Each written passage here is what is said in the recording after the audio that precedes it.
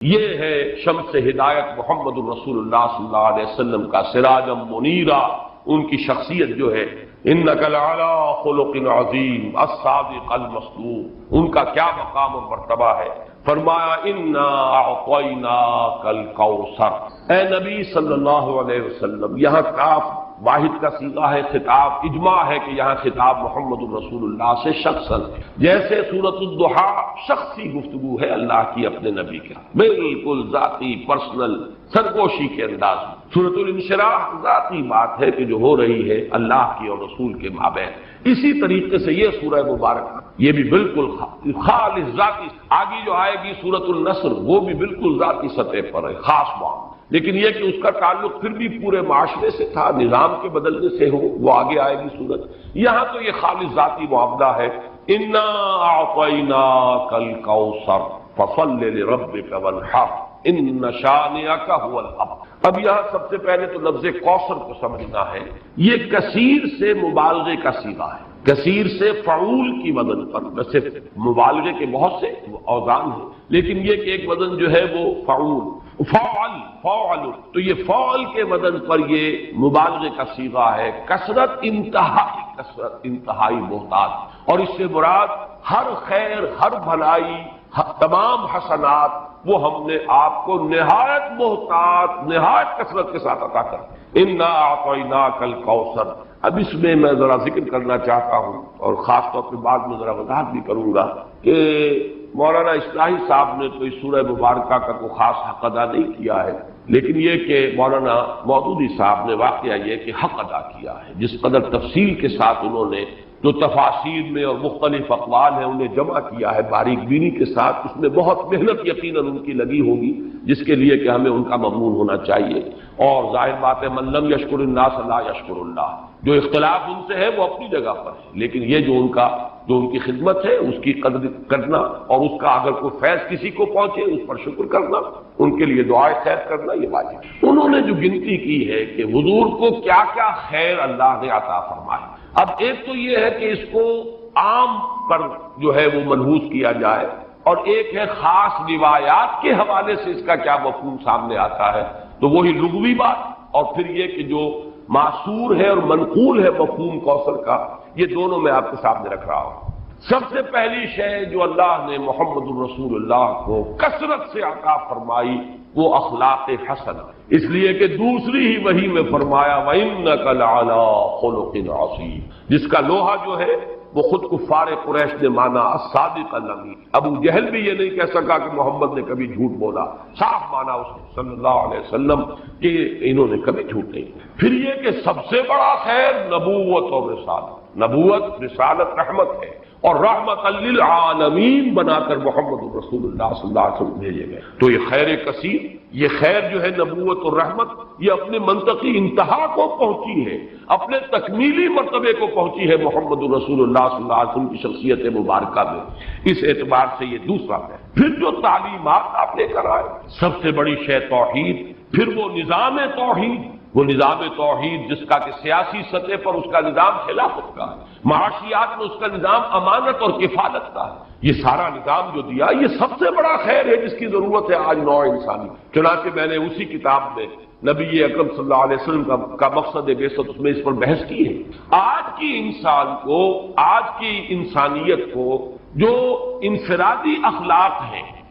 شخصی اور انسان کی انفرادی سیرت و کردار، اس کی اتنی زیادہ ضرورت نہیں ہے، اور اس میں کوئی نئی چیز نہیں تھے جو محمد لے کر آئے ہو صلی اللہ علیہ وسلم۔ صداقت، امانت، ایفاء عہد، حضرت اسماعیل کے بارے میں آیت آپ کو سنا چکا، کان صادق الوعد، وعدے کا پورا کرنے والا، جس نے اپنی گردن رکھ دی، چلائیے ابا جان چھری چلائیے، وعدہ کیا تھا ستجدنی انشاءاللہ صابرا، اور پھر گردن ٹکا دی زمین پر، چلائیے چھری اگر آپ پروردگار کا حکم۔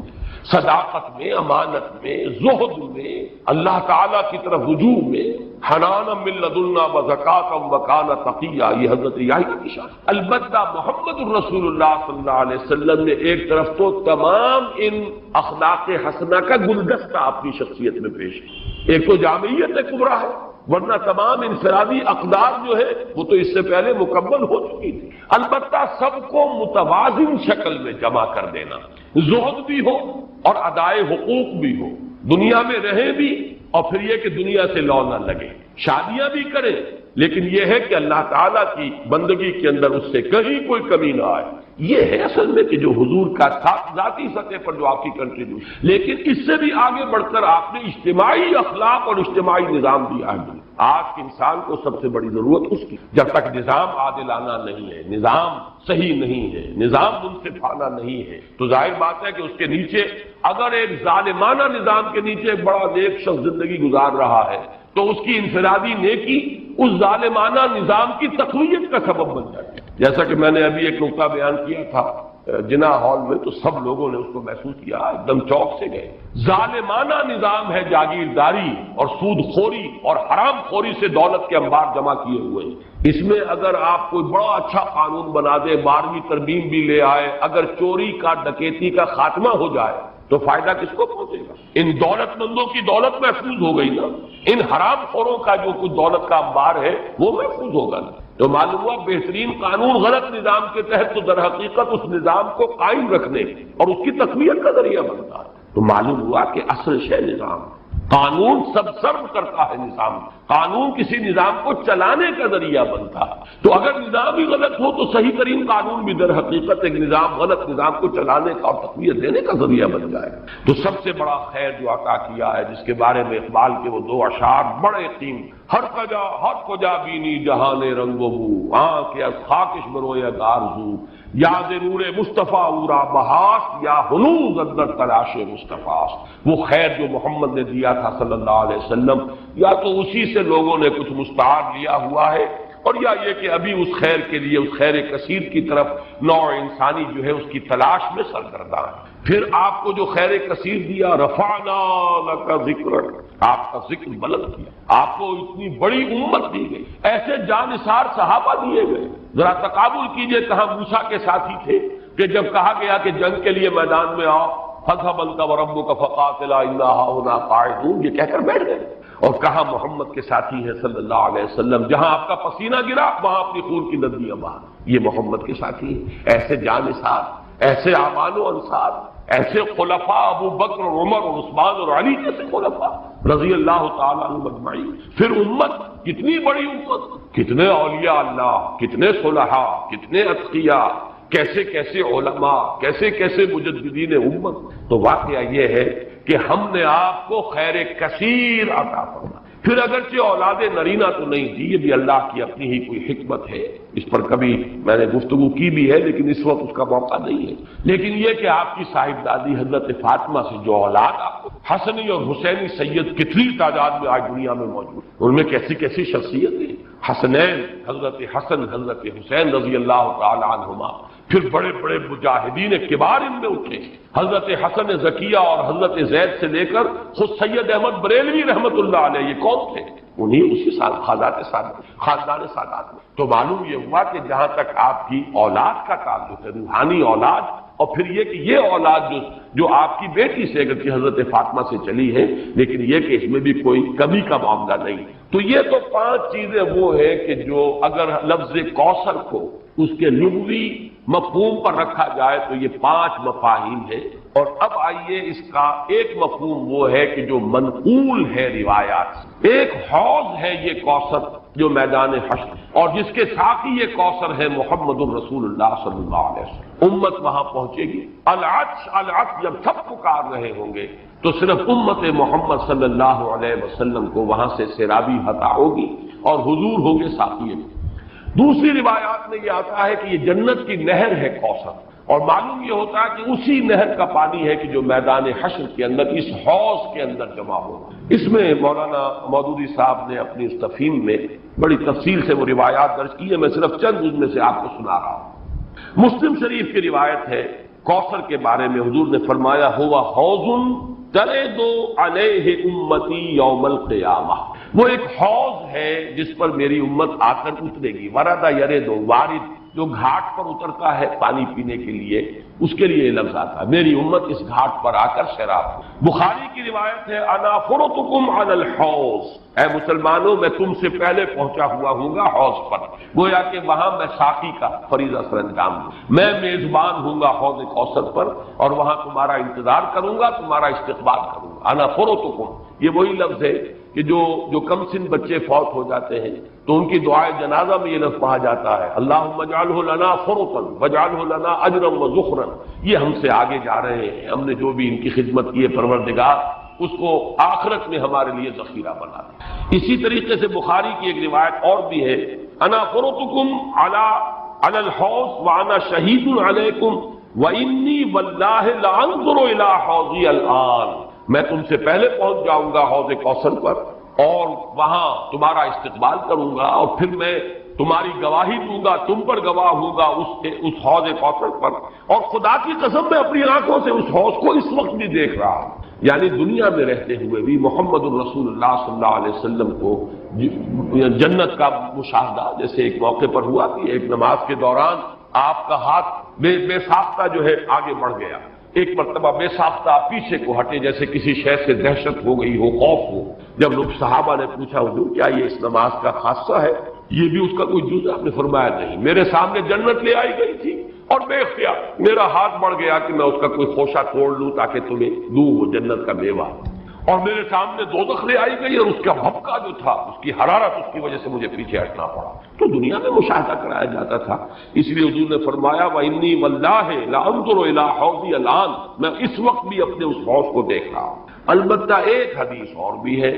یہ تو حدیثیں جو ہے بڑی میٹھی میٹھی ہیں، ہم امتی ہیں اللہ کے رسول کے اور ہم پہنچیں گے اور ہمیں حضور جو ہے اس حوض سے پلائیں گے، وہ آپ ہمارے ساتھی ہوں گے، آپ میزبان ہوں گے، ہم مہمان ہوں گے۔ لیکن یہ کہ ایک اور حدیث سن لیجئے تو شاید یہ ساری خوشی جو ہے ختم ہو جائے۔ امتی سے مراد کیا ہے؟ وہ نہیں کہ جو نسلاً مسلمان ہیں، مسلمانوں کے گھر پیدا ہو گئے، آج کا مسلمان نہیں، حضور کے زمانے کا مسلمان بھی اگر وہ اس معیار پر پورا نہیں اترتا، والعصر ان الانسان لفی خسر الا الذین آمنوا وعملوا الصالحات وتواصوا بالحق وتواصوا بالصبر، تو حضور کا امتی نہیں ہے۔ چنانچہ یہ روایت ابن ماجہ کی ہے اور کہا یہ جاتا ہے کہ یہ الفاظ آپ نے یوم عرفہ کا جو خطبہ ہے اس میں ارشاد فرمایا، الا انی فرطکم علی الحوض، لوگوں آگاہ ہو جاؤ میں حوض کوثر پر تم سے پہلے پہنچوں گا، وَأُكَاثِرُ بِكُمْ، اور میں تمہاری کثرت پر فخر کروں گا۔ اتنی بڑی امت، ایسے بھی تو نبی ہوں گے جن کا امتی ایک دو ہی ہوں گے، صرف کتنے ہوں گے؟ حضرت نوح علیہ السلام کے کتنے امتی ہوں گے؟ اس اعتبار سے محمد الرسول اللہ صلی اللہ علیہ وسلم کے امتی انا وکافر بکم فلا تسودوا وجہی، تو دیکھنا اس روز میرا منہ کالا نہ کر دینا، میرا چہرہ جو ہے تمہارے اعمال کی وجہ سے مجھے پشیمانی نہ ہو، میرا چہرہ جو ہے سیاہ نہ کر، یہ صدمے اور رنج سے جو چہرہ سیاہ ہو، جو قرآن مجید میں آیا یوم تبیض وجوہ وتسود وجوہ، جس دن بہت سے چہرے بہت سے روشن ہوں گے، تر و تازہ ہوں گے، تابناک، اور بہت سے چہروں پر سیاہی تھپی ہوئی ہو۔ فلا تسودوا وجہی انی مستنقذ اناسا ومستنقذ اناس منی، بہت سے لوگوں کو میں چھڑانے کی کوشش کروں گا فرشتوں سے، وہ پکڑ کر لے جانا چاہیں گے، اور بہت سے لوگ مجھ سے چھڑا لیے جائیں گے، لے جائے جائیں گے، وہ میرے امتی نہیں ہوں گے۔ فاقول یا رب اصحابی، میں کہوں گا اے رب یہ تو میرے ساتھی تھے، یہ تو میرے اصحاب کیسے تھے؟ اور اللہ تعالیٰ فرمائے گا فیقول انک لا تدری ما احدثوا بعدک، اے نبی آپ کو پتہ نہیں آپ کے بعد انہوں نے کیا کیا ہے، کون کون سی شرارتوں میں حصہ لیا ہے، کیا چیزیں پیدا کی۔ حضور کے زمانے کے کتنے مسلمان ہوں گے جو بعد میں مسلمہ پر ایمان لے آئے، کافر ہو گئے؟ کتنے لوگ ہوں گے جب وہ داخل ہو رہے تھے، جو اگلی صورت ہم پڑھیں گے، اذا جاء نصر اللہ والفتح ورأیت الناس یدخلون فی دین اللہ افواجا، ان میں سے کتنے یخرجون من اللہ من دین اللہ افواجا ہو گئے، فوج کے فوج، قبیلے کے قبیلے، پورے کے پورے، یا زکوٰۃ کے منکر ہو کر کافر ہو گئے، اور یا یہ کہ نبی جھوٹے نبیوں کو مان کر کافر ہو گئے۔ تو اے نبی یہ آپ کے امتی نہیں۔ پھر یہ کہ جنہوں نے بھی احدث بدعات ایجاد، وہ چیزیں جس کو فرمایا گیا ہے من احدث فی امرنا ھذا ما لیس منہ فہو رد، جو شخص ہمارے دین کے اندر کوئی چیز نئی بدعت، نئی شے ایجاد کرے گا جو اس میں سے نہیں ہے اصلاً، وہ مردود، اور وہ شے بھی مردود۔ تو اللہ تعالی ہمیں اس انجام بد سے بچائے کہ ہم تو وہاں پر پہنچے حوض کوثر پر کہ حضور صلی اللہ علیہ وسلم کے ہم مہمان اور آپ ہمارے میزبان، اور فرشتے ہمیں کھینچ کر لے جائیں، اور حضور بھی پکارتے رہ جائیں میری امت ہے کہاں لے کر جا رہے ہیں، اور آپ کو جواب ملے کہ نہیں اے نبی آپ کو معلوم نہیں، فَيَقُولُ إِنَّكَ لَا تَدْرِي مَا أَحْدَثُ بَعْدَكَ، اے نبی آپ کو پتہ نہیں ہے آپ کے پیچھے کیا کرتے ہیں۔ اس سے ان لوگوں کے خیال کی بھی نفی ہو جانی چاہیے جو سمجھتے ہیں کہ ہر شے جو ہے بعد میں جو ہوئی ہے وہ حضور کے علم میں، ورنہ تو یہ الفاظ کہتے آپ کو پتہ نہیں انہوں نے آپ کے بعد کیا کیا ہے۔ جو بھی اللہ بتاتا ہے، جو چیز پہنچانا چاہتا ہے پہنچتی ہے۔ جیسے آپ کی حیات دنیاوی کے دوران بھی جو اللہ علم دیتا تھا آپ کو علم ہو جاتا تھا، جو اللہ تعالیٰ کی طرف سے نہیں دیا گیا کہ اس معاملے میں آپ بشر ہیں، انسان ہیں، بات آپ کو معلوم نہیں۔ بعد میں بھی جو چیزیں اللہ اب بھی عالم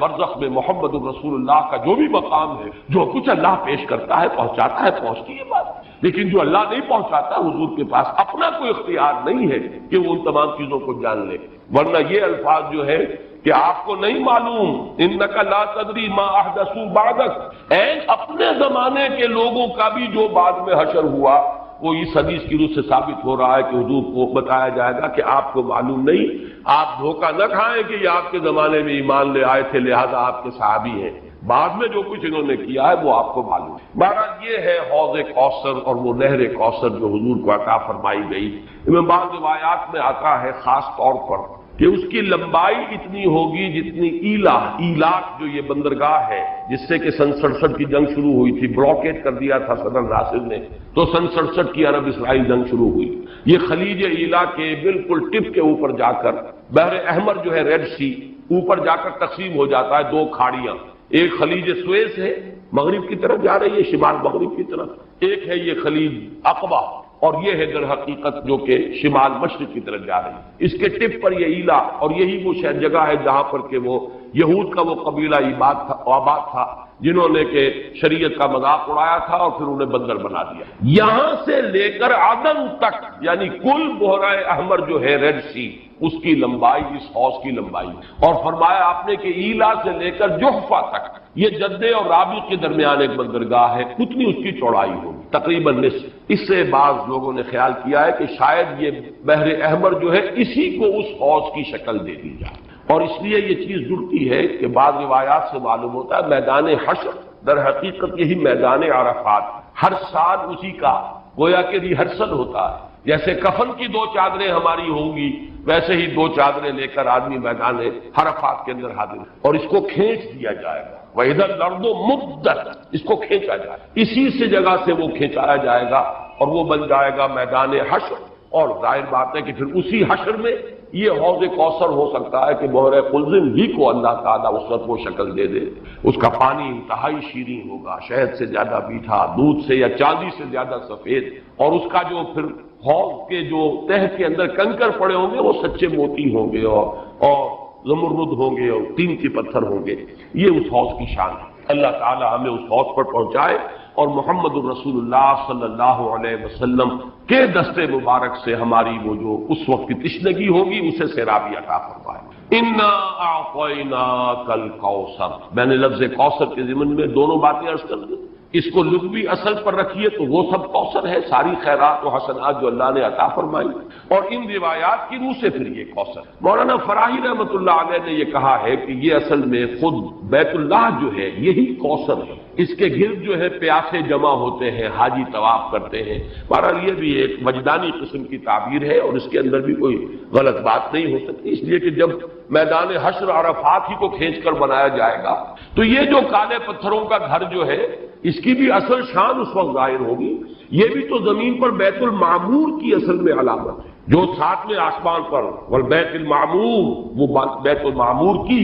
کا یہ سمبل ہے اس زمین کے اوپر جو مادی شکل میں ہمارے سامنے موجود ہے، تو اس تعبیر میں بھی کوئی بات حرج والی نہیں۔ انا اعطیناک الکوثر فصل لربک وانحر، بس اے نبی صلی اللہ علیہ وسلم آپ اپنے رب کے لیے نماز پڑھیں۔ اب ذرا دیکھیے کہ سورہ علق میں بھی آخر میں جو الفاظ آئے تھے کہ آپ پرواہ نہ کریں اس مخالف کی، اس ابو جہل کی پرواہ نہ کریں، اپنے رب کے لیے سجدہ کیجئے اور قریب ہو جائیے، ان سے بالکل مستغنی ہو جائیے، یہ آپ کا کچھ نہیں بگاڑ سکتے۔ ان کی مخالفت وقتی طور پر تو آزمائشیں پیدا کرے گی، خود آپ کے لیے بھی اور آپ کے ساتھیوں کے لیے، لیکن اس کا کوئی مستقل اثر نہیں ہوگا، آپ کے قدم آگے بڑھتے چلے جائیں گے، کامیابی آپ کے قدم چومے گی، آپ کا یہ دین جو ہے جو اللہ نے آپ کو دے کر بھیجا ہے یہ دین غالب ہوگا، اس کو غلبہ حاصل ہوگا، کھال کھینچ لی جائے گی، مردتن کا دہان ہو جائے گا، آسمان پھٹ جائے گا۔ لیکن باقی یہ کہ اور اجرام سماویہ کے بارے میں قیامت کے روز کیا ہوگا، وہ جو زلزلہ ہے، وہ جو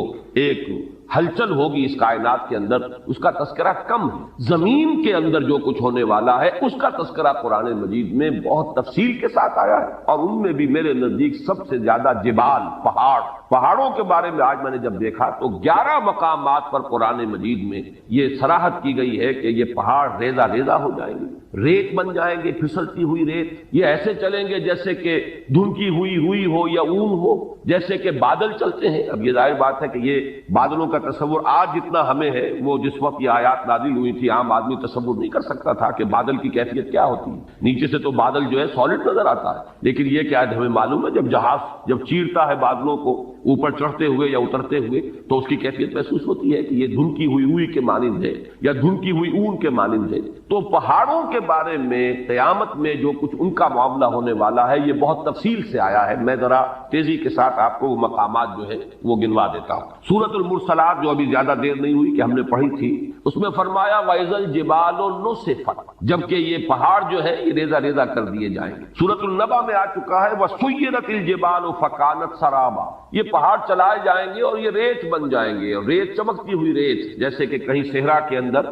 ریت چمکتی ہے تو سراب محسوس ہوتا ہے کہ جیسے پانی ہے، یہ پہاڑ بھی اس شکل کے ہو جائیں گے۔ سورۃ الکہف میں فرمایا وَيَوْمَ نُسَيِّرُ الْجِبَالَ، جس دن کہ ہم پہاڑوں کو چلائیں گے۔ سورۃ طٰہٰ میں فرمایا وَيَسْأَلُونَكَ عَنِ الْجِبَالِ، یہ پوچھتے ہیں آپ سے پہاڑوں کے بارے میں، فَقُلْ يَنسِفُهَا رَبِّي نَسْفًا، کہہ دیجئے یہ پہاڑ تمہیں کو بڑی شے نظر آ رہے ہوں گے لیکن میرا رب تو ان کو ریزہ ریزہ کر دے گا۔ سورۃ النمل میں فرمایا وَتَرَى الْجِبَالَ تَحْسَبُهَا جَامِدَةً وَهِيَ تَمُرُّ مَرَّ السَّحَابِ، تم دیکھ رہے ہو پہاڑوں کو اور سمجھتے ہو بڑی ٹھوس چیز ہے، یہ تو بہت ہی مضبوط شے ہے، بڑی جامد شے ہے، جمی ہوئی شے ہے، اس کے کہیں جنبش کھانے کا کیا سوال، لیکن قیامت کے روز دیکھو گے کہ یہ جیسے بادل چلتے ہیں ایسے یہ پہاڑ چل رہے ہیں۔ سورۃ الطور میں فرمایا یوم تمور السماء مورا وتسیر الجبال سیرا، جس میں زمین کانپے گی، لرزے گی، یہ زلزلۃ الساعہ جو ہے زمین کا کانپنا اور زمین پر ایک زلزلہ آنا، یہ تو بہت مرتبہ آیا ہے۔ وتسیر الجبال سیرا، اور چلیں گے یہ پہاڑ جیسے کہ چلتے ہیں،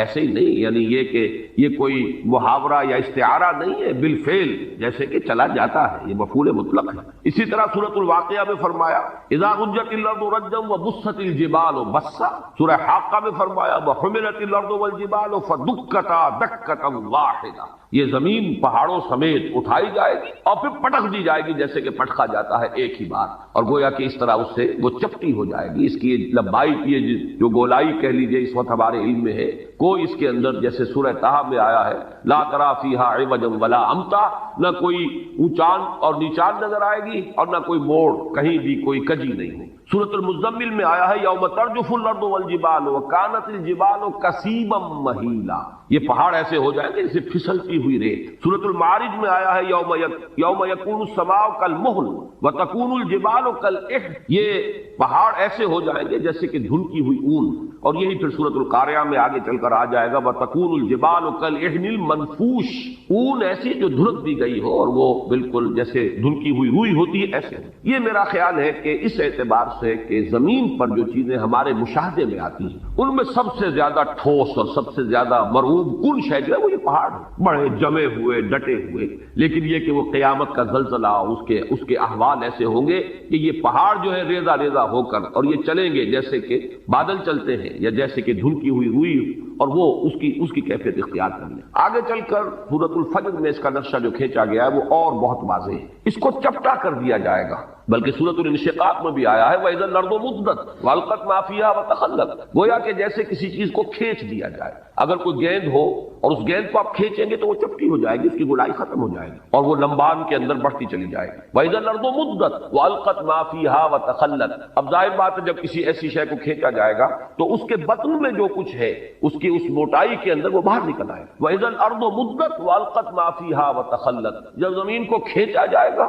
اور جو اس میں ہوگا اسے وہ باہر نکال کر خود خالی ہو جائے گا۔ سورۃ الفجر میں نقشہ کھینچا گیا ہے کہ جیسے کہ یہ پہاڑ اور یہ زمین کوٹ کوٹ کر ریزہ ریزہ کر کے برابر کر دی جائے گی اور پھر یہیں پر وہ حشر کا میدان یہی ہوگا، قصہ زمین برسر زمین طے ہوگا۔ جو اعمال اس زمین پر کمائے گئے ہیں ان کا حساب کتاب یہی ہوگا۔ اور ایک خیال آتا ہے واللہ عالم، میں اسے کسی سوچی سمجھی رائے کا جو ہے اظہار نہیں کر رہا ہوں، لیکن ان تمام چیزوں کو جمع کیا جائے تو ہمیں معلوم ہے کہ زمین کا جو اصل نیوکلیس ہے وہ تو دہتا ہوا لاوا ہے، آگ ہے۔ اگر اس کو چپٹا کیا گیا تو اس کا نتیجہ ایک نکلتا ہے جو صاف سمجھ میں آتا ہے کہ یہ دونوں طرف جو ہے زمین ہوگی اور درمیان کے اندر جو ہے اس کا دہتا ہوا لاوا جو ہے وہ ظاہر ہو جائے گا، اور ہو سکتا ہے کہ زمین کی جہنم جو ہے در حقیقت انسان کے لیے جو کچھ اس نے کمایا ہے اس زمین پر اس کا حساب کتاب بھی یہی ہو اور یہیں سے اس کی جہنم بھی برابر ہو۔ مجھے وہ لفظ یاد آ رہا ہے جو امام ابن تیمیہ رحمۃ اللہ علیہ فرمایا کرتے تھے جبکہ وہ جیل میں تھے اور انہیں وہاں ٹارچر کیا جاتا تھا، تکلیفیں دی جاتی تھیں، تو ایک جملہ ان کا آتا ہے کہ ان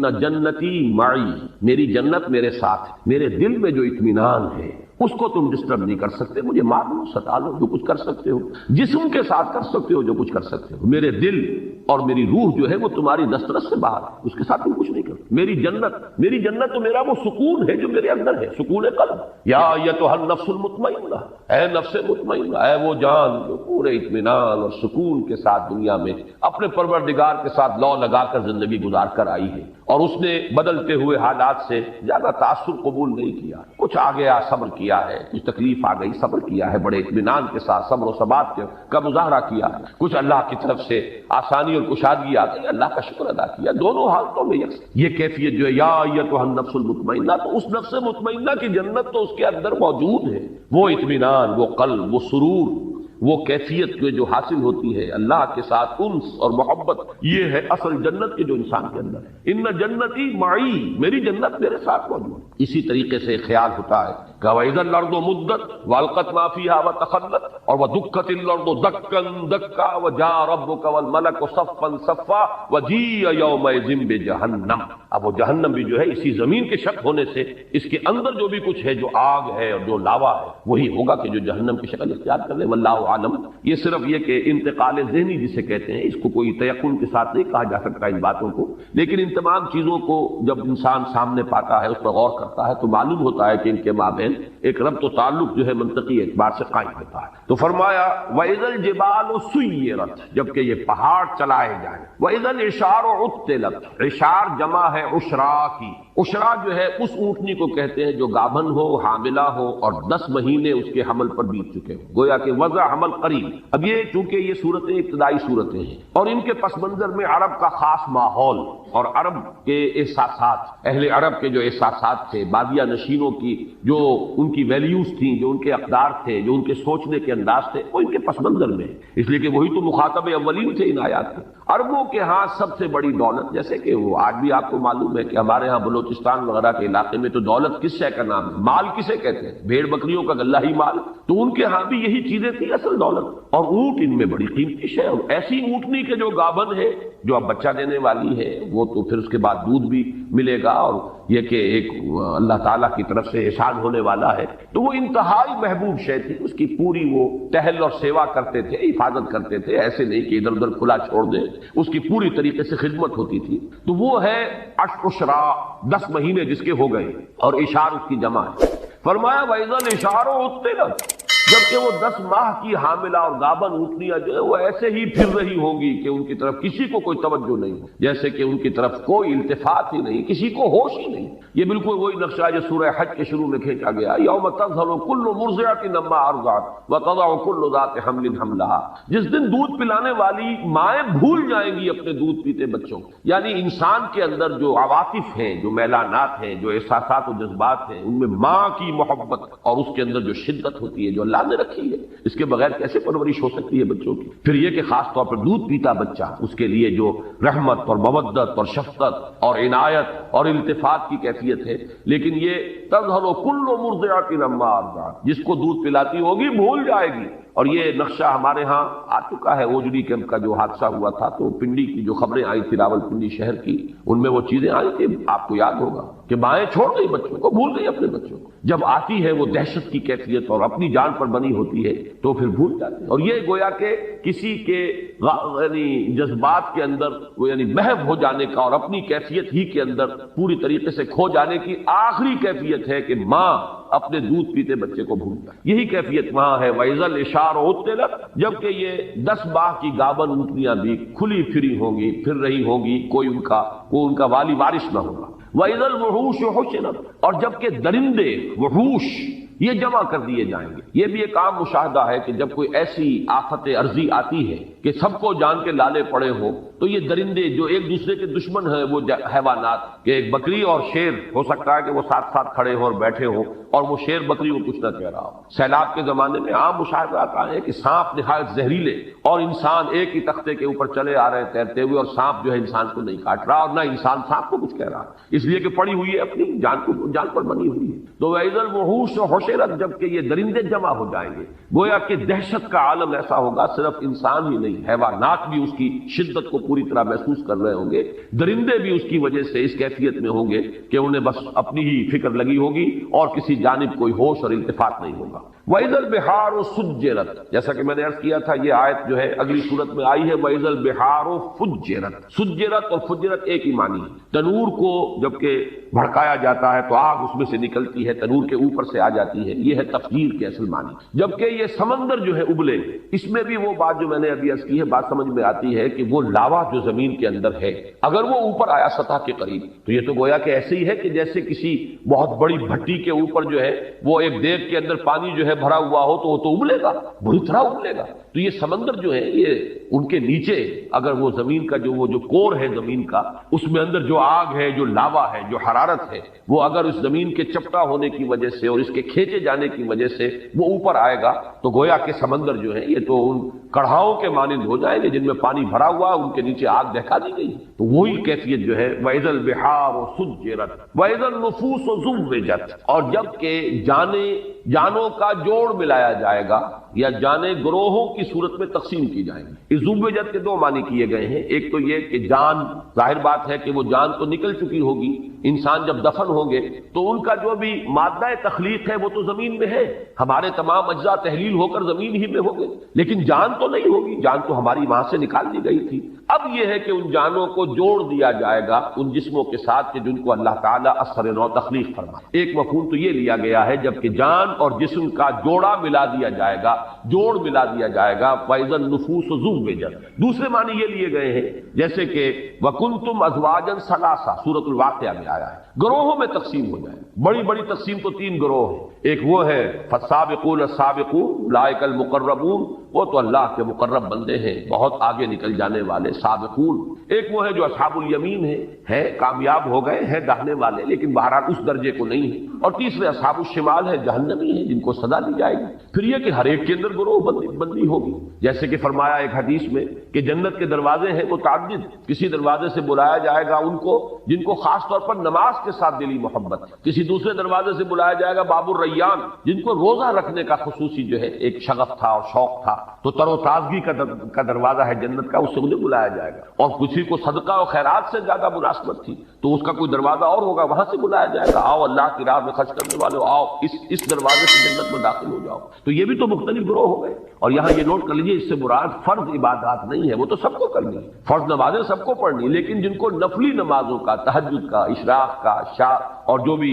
نمازیں ہیں، چاشت ہے، اوابین ہے، جن کو اس سے خصوصی مناسبت ہے اور محبت ہے، ان کو ایک دروازے سے پکارا جائے گا۔ روزے جو ہے رمضان کے تو سب کو ہی رکھنے ہیں، لیکن یہ کہ نفلی روزوں کا جنہیں ذوق ہے اور شوق سے جو رکھتے ہیں ان کو دوسرے دروازے سے باب الریان کہا گیا، تر و تازگی کا، اور بڑا اس کے اندر مناسبت ہے اس کے نام کی اس سے کہ روزے میں آدمی سوکھ سا جاتا ہے، ہونٹوں پر پپڑیاں آ جاتی ہیں اور ویسے بھی چہرہ سوکھ جاتا ہے، ڈی ہائیڈریشن ہوتی ہے، لہذا ان کو جس دروازے سے اندر جنت میں داخل ہونے کی دعوت دی جائے گی وہ باب الریان ہے، وہ تر و تازگی کا دروازہ ہے، اس لیے کہ وہ جو روزے کی خشکی کہہ لیجیے یا روزے کا وہ جو سوکھ جانا ہے اور ڈی ہائیڈریشن ہے، گویا کہ اس کا جو اب یعنی بدل ملنے والا ہے وہ تر و تازہ۔ تو یہ مختلف گروہوں کے اندر اہل جنت بھی منقسم ہو، پھر اہل جنت کے درجات ہیں، جیسے کہ حضور نے فرمایا کہ ادنا درجے کا جنتی اپنے سے اوپر کے درجے کے جنتی کو ایسے دیکھے گا جیسے تم زمین پر بیٹھ کے ستاروں کو دیکھتے ہو۔ تو اذن نفوس و زوجت کے دو معنی ہو گئے، ایک تو یہ کہ جانیں جسموں کے ساتھ جوڑ دی جائیں گی، جوڑے ملا دیے جائیں گے ہر جان کے ساتھ اس کے جسم کا۔ دوسرا یہ کہ گروہوں میں منقسم کر دیں گے، کنتم ازواجا ثلاثہ وَإِذَا الْمَوْءُودَةُ سُئِلَتْ بِأَيِّ ذَنبٍ قُتِلَتْ۔ اب یہاں سے بات چل رہی ہے آگے، گویا کہ اب میدان حشر ہے، عدالت خداوندی اب لگ گئی۔ اس میں جو محاسبے ہونے ہیں، جن گناہوں کے اوپر پکڑ ہونی ہے، ان میں یہاں ایک بڑی جذباتی بات کا تذکرہ کیا جا رہا ہے۔ یہ وعد، وا اور حمزہ اور دال، وعد، اسی سے یہ جو اس کا مفعول ہے وعودہ، وہ بچی جو زندہ درگور کر دی گئی، جو عرب کا بدترین رواج، بچیوں کو پیدا ہوتے ہی وہ گلا گھونٹ کر مارا، یا یہ کہ گڑھا کھودا اور اس میں ڈالا اور اس کے اوپر سے مٹی ڈال کر برابر۔ یہ گویا کہ درندگی کا اور شقاوت کا اور انسان کی کہنا چاہیے کہ دل کی سختی کا یہ ایک انتہائی معاملہ ہے۔ خود اپنا لخت جگر ہو ایک شخص کا کہ اپنی اولاد ہے، لیکن یہ کہ اس اولاد کے ساتھ یہ حشر کرنا، کچھ اس وجہ سے بھی کرتے تھے، فقر کی وجہ سے، کہ پیٹ پالنے مشکل ہے اور یہ پیٹ بڑھ رہے ہیں، ان کے منہ جو ہے جن میں کھانا ڈالنا ہے، چلو بیٹوں کو تو رکھو، بیٹیوں کو دفن کرو۔ ایک یہ کہ غیرت کا ایک بڑا ایک عجیب اور غلط جاہلی تصور تھا کہ کبھی کوئی ہمارے گھر میں داماد بن کر آئے گا، یہ کیسے ہم گوارہ کریں گے؟ تو اس سے یہ ہے کہ نہ رہے بانس نہ بجے بانسری، نہ بیٹی زندہ رہے نہ کسی کے داماد بن کر ہمارے گھر میں آنے کا تصور پیدا ہو۔ تو اس کا نقشہ کھینچا جا رہا ہے، کیونکہ جیسے میں نے عرض کیا اولین مخاطب ہے وہ اہل عرب، ان میں جن کے اندر بھی کوئی احساس انسانیت کا برقرار تھا، اس میں اسی تار کو چھیڑا جا رہا ہے کہ ان کے دلوں کے اندر یقیناً اس چیز سے نفرت ہوگی، اور اسی سے اس کے حوالے سے بات کی جا رہی ہے وَإِذَا الْمَوْءُودَةُ سُئِلَتْ۔ اور بڑا لطیف انداز ہے کہ یوں نہیں کہا جا رہا کہ ان سے پوچھا جائے گا کہ تم نے اپنی بچیوں کو کیوں زندہ درگور کیا، بلکہ بچیوں سے سوال ہوگا وَإِذَا الْمَوْءُودَةُ سُئِلَتْ۔ اور جب وہ بچی کہ جو زندہ درگور کر دی گئی تھی اس سے سوال کیا جائے گا بِأَيِّ ذَنبٍ قُتِلَتْ، کہ کس گناہ کی پاداش میں اسے قتل کیا گیا، کیوں مارا گیا اسے۔ گویا کہ بظاہر کہا جا رہا ہے اس بچی سے پوچھا جائے گا، اصل میں تو ان سے پوچھا جانا ہے۔ یہاں مجھے یاد آ رہا ہے کہ ایک روایت میں آتا ہے حضرت حسن رضی اللہ تعالیٰ عنہ نے خواب دیکھا تھا حضرت عثمان رضی اللہ تعالیٰ عنہ کی شہادت کے بعد، اور انہوں نے پھر وہ بیان کیا خواب۔ لوگوں نے حضرت علی سے کہا کہ یہ کیا خواب بیان کر رہے ہیں حضرت حسن آپ کے بیٹے؟ تو حضرت علی نے فرمایا اس نے جو دیکھا ہے وہ بیان کر رہا ہے، اور خواب یہ تھا کہ اللہ کی عدالت لگی ہوئی ہے، اللہ تعالیٰ عرش پر ہے، اور فرشتے جو ہیں وہ جو ہے اس تخت کے پائے تھامے کھڑے ہیں، خود محمد الرسول اللہ صلی اللہ علیہ وسلم کھڑے ہیں، اور ان کے ساتھ حضرت ابو بکر ہیں، پھر حضرت عثمان، حضرت عمر ہے۔ اتنے میں حضرت عثمان آتے ہیں خون میں نہائے ہوئے اور اپنا سر اپنے ہاتھ میں لیے ہوئے، اور وہ آ کر فریاد کریں پروردگار پوچھ ان لوگوں سے کہ انہوں نے مجھے کس جرم کی پاداش میں قتل کیا، کس گناہ کی پاداش میں مجھے شہید کیا گیا۔ تو مجھے وہ واقعہ یاد آ گیا وَإِذَا الْمَوْءُودَةُ سُئِلَتْ بِأَيِّ ذَنبٍ قُتِلَتْ۔ اس خواب کا بقیہ حصہ یہ ہے کہ عرش الہی تھرایا، اور پھر اللہ تعالیٰ کے غضب کا ظہور اس طریقے سے ہوا کہ خون کے دو پرنالے زمین کی طرف جاری کر دیے گئے۔ اس کی تعبیر ہے جنگ جمل اور جنگ صفین۔ وہ حضرت عثمان رضی اللہ تعالیٰ عنہ کی شہادت مظلومانہ جو ہے، یہ اللہ تعالیٰ کی طرف سے گویا کہ اس کی سزا ہے جو مسلمانوں کو ملی، کہ پھر 10,000 ایک جنگ کے اندر اور شاید 74,000 ایک جنگ کے اندر مسلمان جو ہے قتل ہوئے ہیں ایک دوسرے کی تلواروں اور تیروں سے۔ تو یہ دو خون کے پرنالے تھے جو عرش الہی سے زمین کی طرف جو ہے جاری کر دیے۔ وَإِذَا الْمَوْءُودَةُ سُئِلَتْ بِأَيِّ ذنب قتلت۔ اور جب کہ پوچھا جائے گا اس بچی سے جو زندہ دفن کر دی گئی تھی کہ کس گناہ کی پاداش میں اسے قتل کیا گیا۔ وَإِذَا الصُّحُفُ نُشِرَتْ۔ اور جب کہ صحیفے کھول دیے جائیں گے، واضح کر دیے جائیں گے، اعمال نامے جس کا کہ نقشہ سورہ کہف میں جو کھینچا گیا ہے وہ تو ایسے ہے کہ جیسے کوئی ایک ہی اعمال نامہ ہے۔ ظاہر بات ہے کہ کوئی بہت بڑا کیبنٹ ہو جس میں ہر ایک کی فائل موجود ہو، یا آج ہمارا تصور جو ہے زیادہ قریب آ سکتا ہے کہ بہت بڑا کمپیوٹر ہے جس میں کہ صرف ایک بٹن دبانے کی دیر ہے کہ آپ کا فلم چل پڑے، اور آپ کی پوری زندگی کا ایک ایک حرف جو آپ کی زبان سے نکلا ہے اس کا جو اس کی ٹیپ شروع ہو جائے، اور پورا کا پورا معاملہ۔ آج تو ہم یہ چیزیں بہت قریب ہو کر سمجھ سکتے ہیں کہ کوئی بعید نہیں رہی۔ یہ تو جو ٹیکنالوجی آج ہمارے پاس ہے اس کے حوالے سے وہ چیزیں کہ جو آج سے کوئی 1000 برس پہلے، 1400 برس پہلے تو بڑے گہرے، یعنی سمجھیے ایمان بالغیب کی بڑی شدید گہرائی کی ضرورت تھی ان باتوں کو ماننے کی۔ جو وہ میں نے لفظ استعمال کیا جو سورہ بقرہ کی شروع میں الذین یؤمنون بالغیب، تو غیب میں ایسی چیزوں کو کہ جن کے لیے کوئی انسان کے فہم کا ابھی آس پاس بھی جو ہے گزر نہ ہوا ہو، ان چیزوں کا انسان کے فہم میں، ان کو ماننے کے لیے تو ایمان بالغیب کی بڑی گہری اور بڑی ہی یوں سمجھیے کہ شدت کی ضرورت تھی کہ مانے کہ محمد اللہ کے رسول ہے، جو فرما رہے ہیں وہ حق ہے۔ لیکن آج تو یہ چیزیں ہمارے سامنے کی چیزیں ہیں، گویا کہ کوئی اس کے اندر استبعاد ہی نہیں رہا، ان کا ماننا قطعاً مشکل نہیں رہا، اس لیے کہ بٹن کے سائز کے ٹیپ ریکارڈر موجود ہیں، آپ کے ساتھ آپ کو شخص گفتگو کرنے آیا ہے، آپ کو پتہ بھی نہیں ہے، اور وہ اس کے ساتھ کی ریکارڈنگ بھی ہو رہی موجود ہے۔ اسی طریقے سے وَوُضِعَ الْكِتَابُ فَتَرَى الْمُجْرِمِينَ مُشْفِقِينَ مِمَّا فِيهِ وَيَقُولُونَ يَا وَيْلَتَنَا مَا لِهَذَا الْكِتَابِ لَا يُغَادِرُ صَغِيرَةً وَلَا كَبِيرَةً إِلَّا أَحْصَاهَا وَوَجَدُوا مَا عَمِلُوا حَاضِرًا۔ جب وہ اعمال نامہ لا کر رکھ دیا جائے گا تو پھر دیکھو گے کہ لوگ کانپ رہے ہوں گے، ڈر رہے ہوں گے اور کہیں گے، پکار اٹھیں گے، یہ کیسا اعمال نامہ ہے، اس نے تو کسی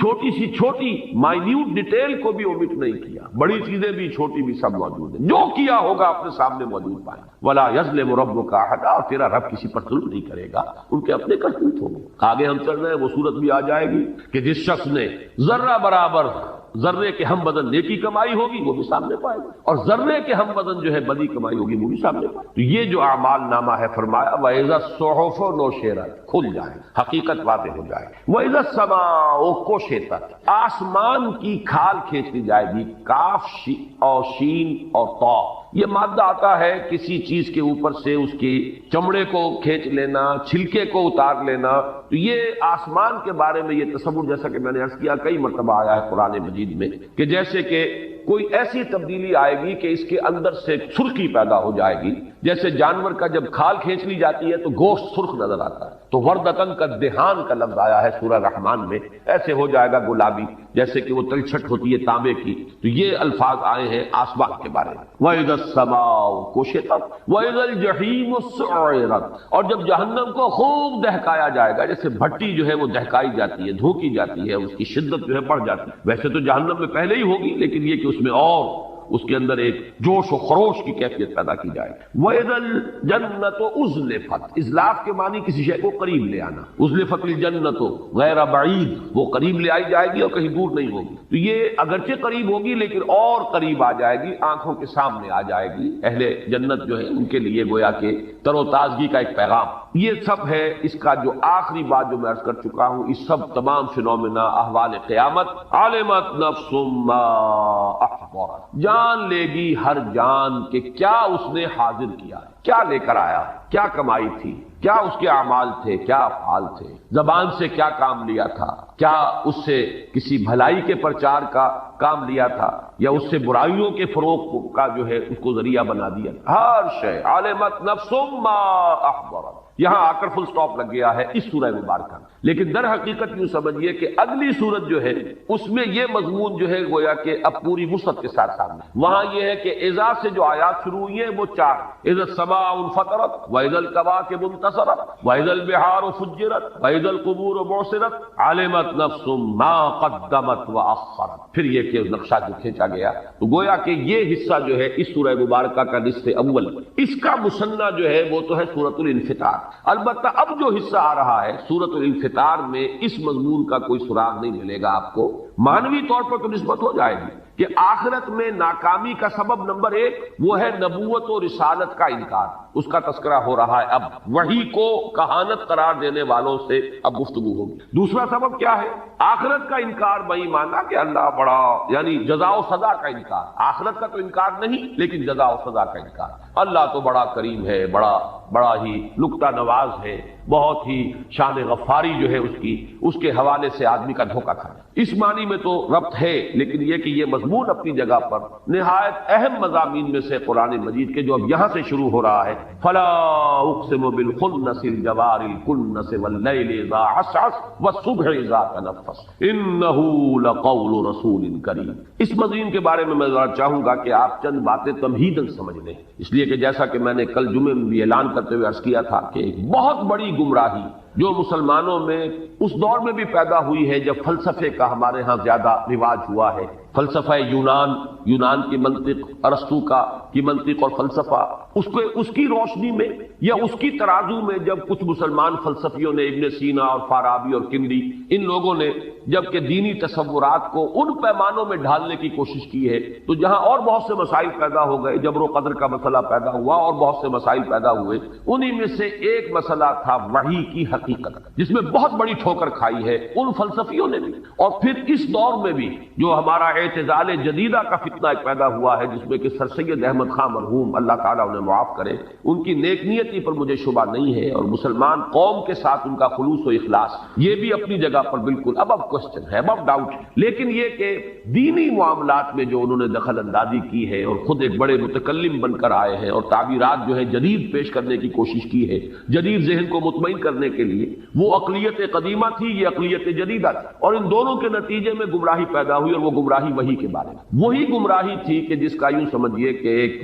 صدائے بازگشت میں تو کہوں گا، اس لیے کہ وہ خیال جو بھی پیش کیا تھا ڈاکٹر فضل الرحمان نے، اب مرحوم ہو گئے، ان کا بھی انتقال ہو گیا. ویسے ان کے بارے میں بھی جہاں تک میری معلومات ہیں، میری ملاقاتیں ہیں، یہاں تو بہت کم رہی ہیں لیکن امریکہ میں کئی مرتبہ ملاقات ان سے ہوئی. سن 68 میں آپ کو یاد ہوگا وہ تھے ادارہ